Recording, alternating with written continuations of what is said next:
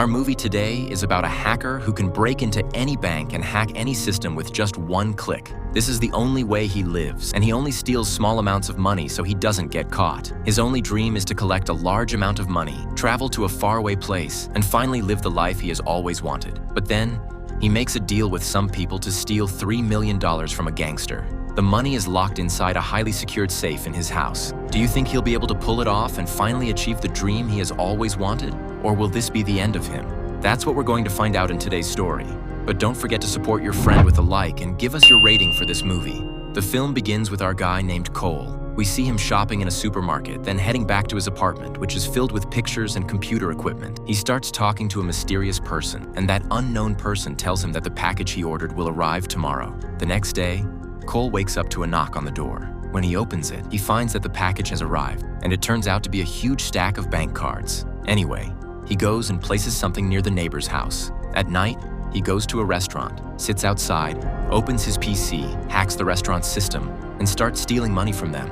A guy was secretly watching him from a distance. He walks past him, and Cole quickly hides his PC. The next morning, Cole wakes up again to another knock. As soon as he opens the door, the same guy from last night walks in, and we find out his name is Oscar. Oscar hits Cole with a bat, searches his apartment, then takes him in the car and tells him that he has an important job for him.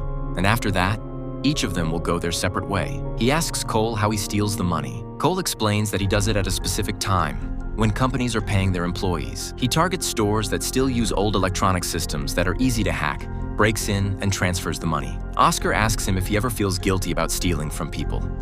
Cole replies, "I don't steal from people. I only steal from banks." Anyway, it turns out Oscar works at the same restaurant Cole hacked. He found out about the theft after checking the cameras and spotting Cole's car there. Oscar tells Cole about a girl named Sarah, who comes to the restaurant with her father, and she's extremely rich. Her account has more than $800,000 in it. He orders Cole to transfer that money to him. Cole gets angry because he doesn't steal from ordinary people, but he can't refuse because Oscar threatens to kill him. Oscar tells him, "As soon as Sarah comes to the restaurant, I'll point her out to you. You follow her home, get the information, and bring it to me."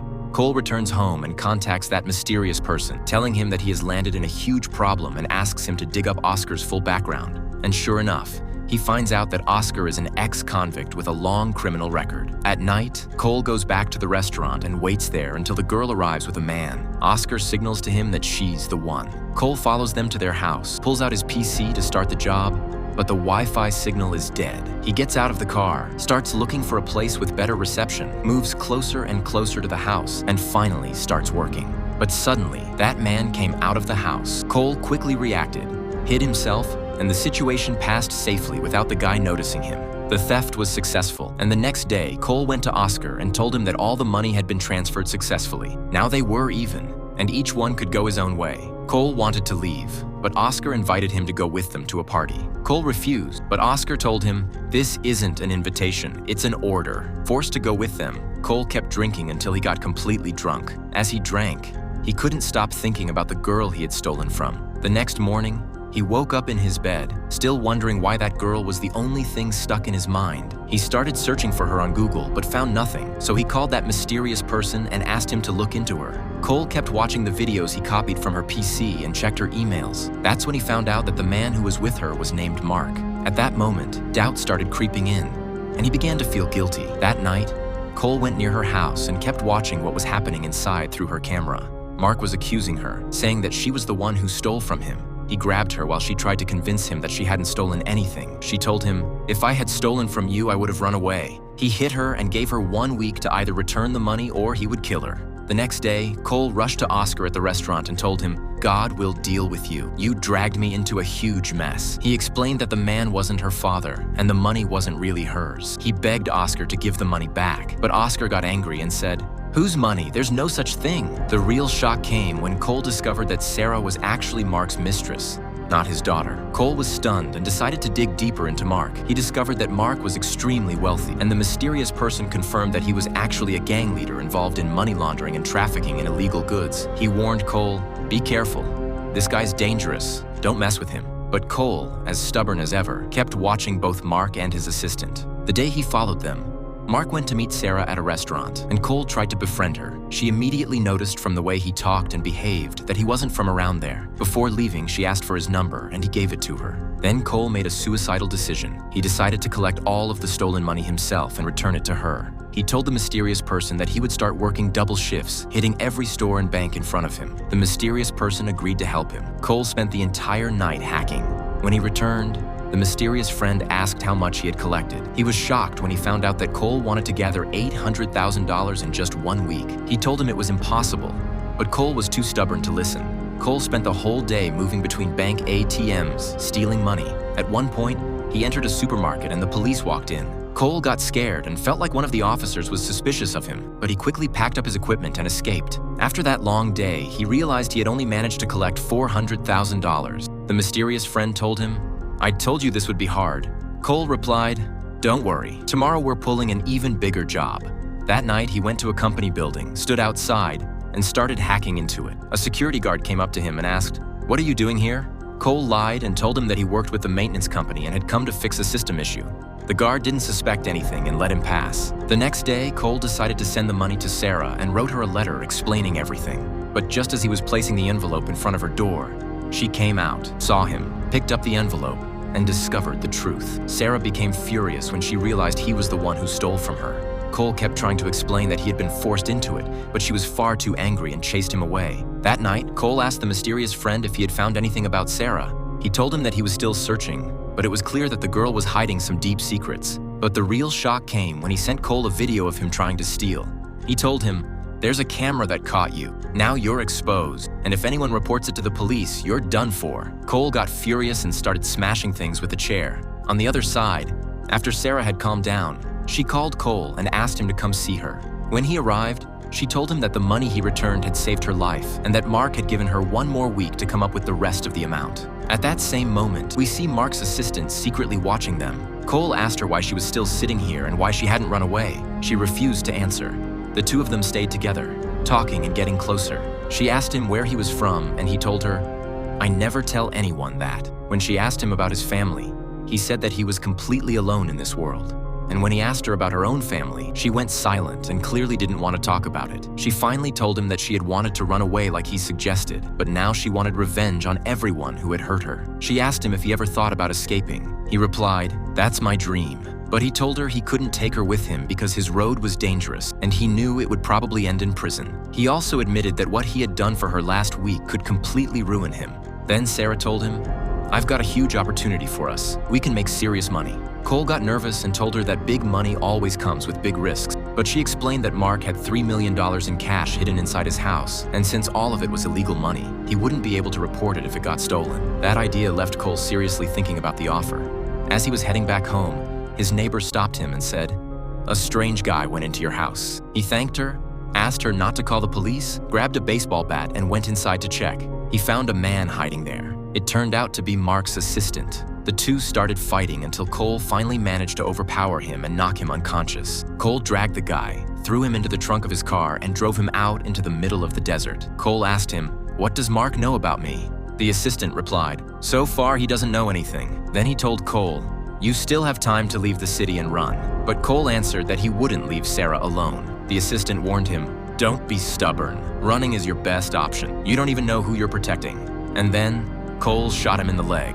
Cole went to Sarah and told her that he was in and agreed to the heist. He explained that he wasn't used to stealing physical cash, so they needed a clean way to get in and out without any problem. She asked him if he could hack Mark's phone, since the entire house security system was controlled by it. That gave Cole an idea. He told her to call Mark, tell him that the money was ready, and suggest meeting at the restaurant like they always did. Cole explained to Sarah that they needed to steal Mark's phone without making him suspicious. And since they needed someone to help them at the right moment, Cole went to Oscar, threatened him with a gun, and explained exactly what he had to do.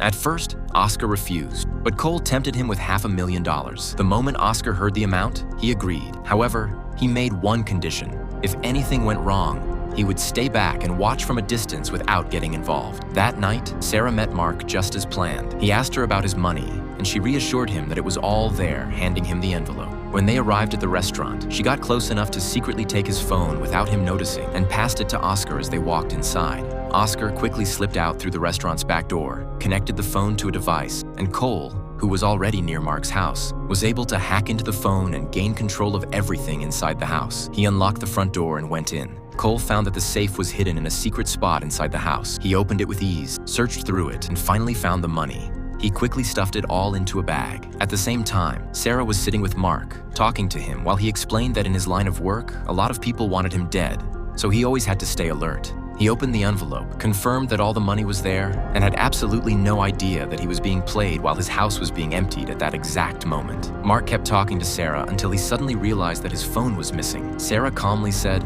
"Maybe you left it in the car." But Mark immediately started getting suspicious. At that exact moment, Oscar walked in and handed him the phone, saying, "I found it on the floor." Mark thanked him, and a moment later, Sarah went to the bathroom. And here comes the shock. Oscar followed her inside and kissed her. That's when we discovered that the two of them had been planning everything together. They were setting Cole up so they could betray him and run away with all the money. What a betrayal. Oscar told her that he was going to take care of Cole, and she asked him not to hurt him, but he was only pretending to reassure her. On the other side, Cole had just left the house with the money, and everything seemed to be going perfectly. But then he saw Mark's family returning home. He quickly hid and tried to escape through the back door, completely terrified. Mark's wife immediately realized that something was wrong because the alarm system was off and the lights were on. But by then, Cole had already escaped. She called Mark and explained everything. Mark instantly understood that it was a setup, while Sarah was still sitting with him in the car. Cole called Sarah, and Mark ordered her to answer and reassure him that everything was still going according to plan, except that they were going to change the meeting location.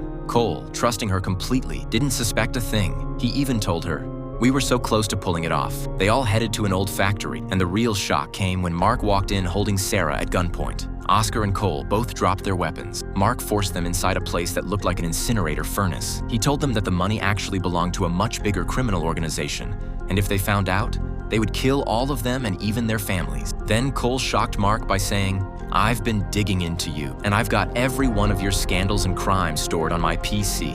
If you don't enter the code before the timer runs out, all your crimes will be exposed to the police and the entire world." Mark completely panicked. Sarah tried to calm him down, but sadly, he shot and killed her. Oscar lost his mind the moment he saw her die and attacked Mark.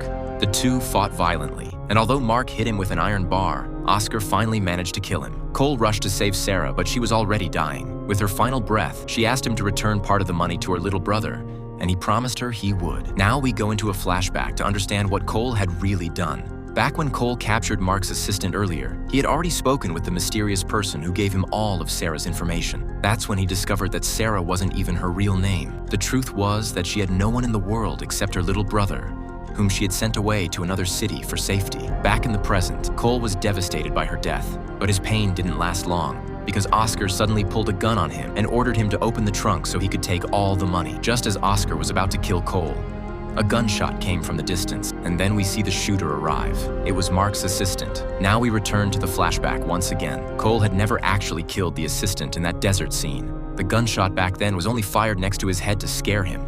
Cole had forced him to reveal the truth about Sarah. The assistant admitted that it was hard to know much about her, but he confirmed that Mark really did have $3 million hidden in the safe. Cole then asked him, "Do you even like Mark?" The assistant replied, "Of course not. Who actually likes their boss?" In the end, Cole gave the assistant his share of the money. Cole then walked away, completely stunned by everything he had been through. But in the end, he was the only one who truly walked away as the winner, with his head held high. And here we've reached the end of the movie. As always, don't forget to leave a like, drop a comment, and subscribe to the channel if you haven't already. See you in a new movie recap, and thanks for watching.